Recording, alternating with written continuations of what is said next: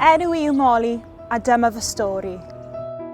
Fi yw'r cydlynydd gorsaf ar gyfer radio platfform yng nghanolfa Millennium Cymru. Dyw e ddim yn hawdd i ddod o rhywle fel y cymoedd a fynd lawr i ddinas i fod yn llwyddiannus. Mae yna lot o pethau sy'n rwystro chi rhag wneud hwnna a dyw e ddim yn hawdd. Fel menyw sy'n moyn gweithio yn y diwydiant radio, rydw i wedi ffindio fe'n anodd iawn oherwydd fy gender.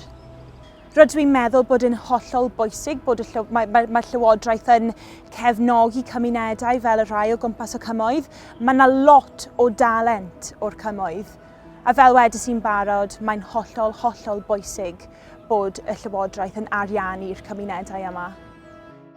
Fi'n credu'n gryf iawn os mae Cymru'n gallu fod yn lle fwy teg i fyw, a fi'n meddwl bod y potensial i Gymru i fod yn lle fwy teg i fyw, gall Cymru fod yn lle gwell i fyw.